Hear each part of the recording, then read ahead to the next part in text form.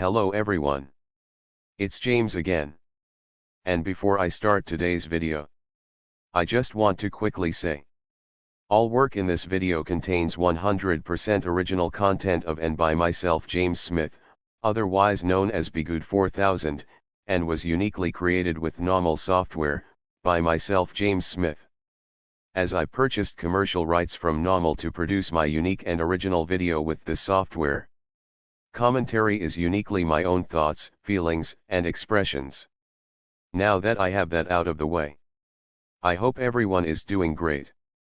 Today, I wanted to talk about why there is no shortage of codependents and people pleasers in our society. And why this is such an important topic. Because if this problem is looked into and worked on, there would be limited amount of narcissistic supply for the narcissists in the world to feed on. Thus narcissism would possibly shrink in our society as a result. The simple fact of the matter is, the same reason why there are tons and tons of codependents and people pleasers in the world, is the same reason why there are tons and tons of narcissists in the world. And it can be summed up in 2 words. Broken homes. That's right. Broken homes. And a great many of those broken homes have one parent that truly cares, that is lied about, marginalized, and pushed aside by the family courts into a powerless state, unable to help their son or daughter from the manipulation and lies of the narcissist parent. You see, currently as we speak, it's fairly common to meet and know a great many people that grew up in single-parent homes. But the backstory on that single-parent home isn't known. Because a great many people are embarrassed and want to keep those details to themselves. With that said, it's my belief that a great amount of these homes, if the parent that has been given custody by the courts is a narcissist, there's a very good chance the son and daughters that grow up in such homes will either be a narcissist or a codependent. You see, narcissist parents are training their kids to become narcissistic supply. Also, narcissist parents want this codependent son or daughter of theirs to not only become a people pleaser to them, but for other people. Because this allows this narcissist parent to team up with whoever their son or daughter is in a relationship with, in order to make their son or daughter's life a living hell. They literally go through steps and a process to create codependency in their son or daughter. Literally. And if the son or daughter they feel will be a good narcissist, they will go through steps to train them up into becoming a narcissist, with codependent traits towards the narcissist parent. This is all done on purpose, people. And the only way to put a huge dent into this problem, and I've said it before, and I will say it a million more times, fix the family court laws. Or at least admit they are problematic and that they need to be investigated and looked at. You see, if there is one parent that actually loves their son or daughter with equal rights, and the other parent is a narcissist, the narcissist will no longer see anything in it for them to get married and start a family. Narcissists start families for leverage, narcissistic supply, and money, and power. There is no love involved in it for the person they are married to, nor for their sons or their daughters. Because as we know, narcissists sees their sons and daughters as extensions of themselves, like an object, such as a pair of shoes, sadly, to be used and discarded when they no longer have a purpose for their lives. You see, many of us are here where we are at, because we grew up in a home full of narcissism. Now, to be fair, there are a great many families where both parents are narcissists, which is a really bad situation. However, I bet there are millions of us that grew up in single-parent homes. Millions of us, where our narcissist parent lied about and against the parent that really cared about us in court in order to gain custody. Let me tell you something about my experience. I remember when I was going through court when I was really young. I really didn't know what was going on or why. But what's interesting is, though my mother didn't have a lot of money, I remember her charging really, and I mean really expensive toys for myself and my golden child brother. There was a few years there where I literally had every toy you could think of. Though we lived in a little tiny and cramped place. And a few of those gifts, I believe my father gave to myself and my brother. But my mother claimed they were from her. But something interesting happened after my mother had won in court. And shortly after my father passed away from a heart attack. The expensive toys stopped. Now sure. Now and then. I would get a few things now and then. But they weren't nowhere on the level of gifts I was receiving while going through court. You see.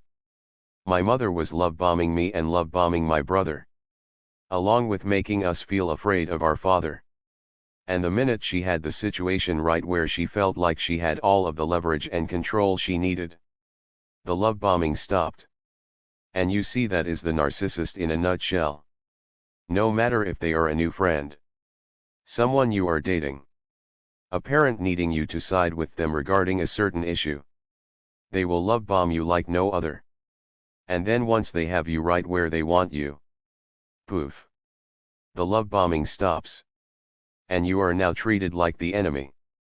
And in this situation I grew up in, I'm sure there are millions with the same exact story. But here's the thing.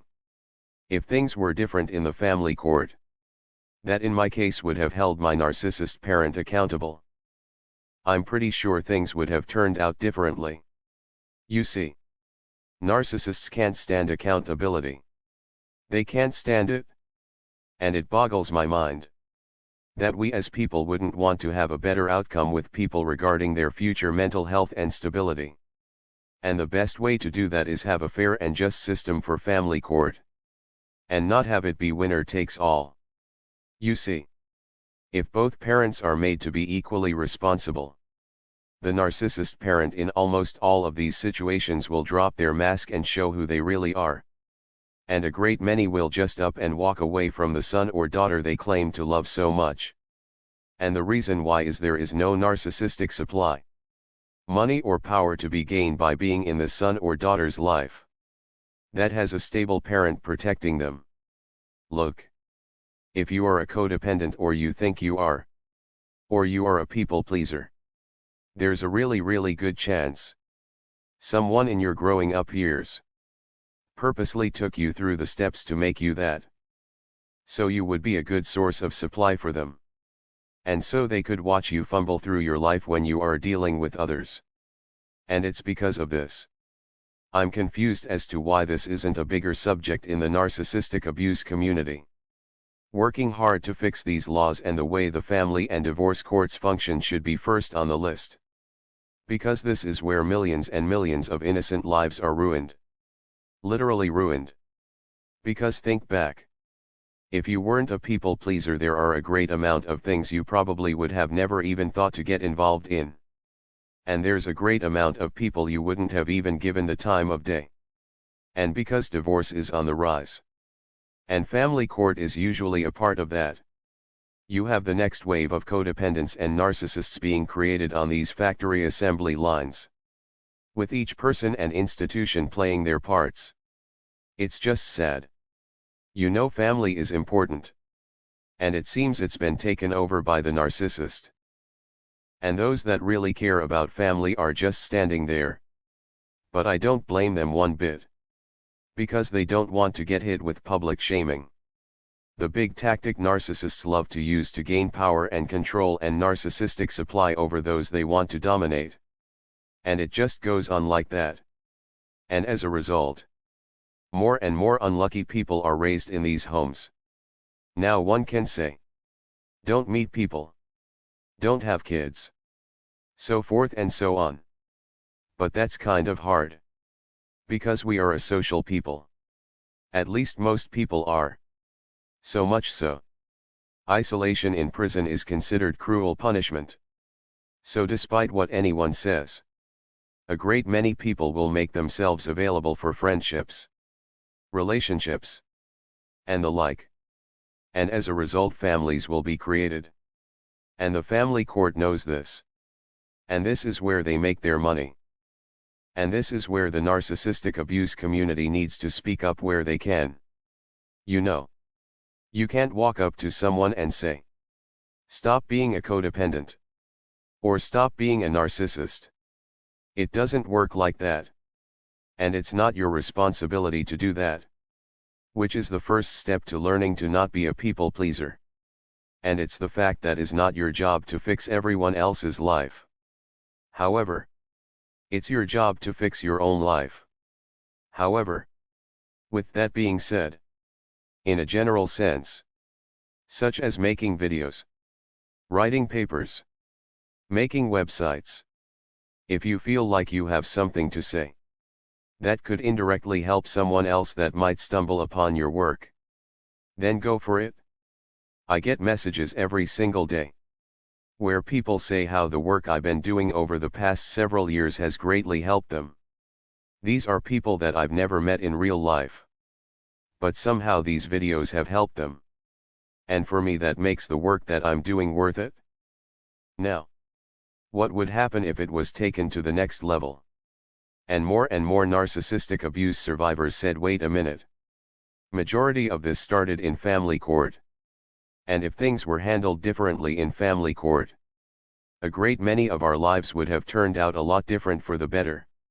And I think if this is talked about openly and honestly, without letting up on the gas pedal so to speak, I think it's possible to positively make a change.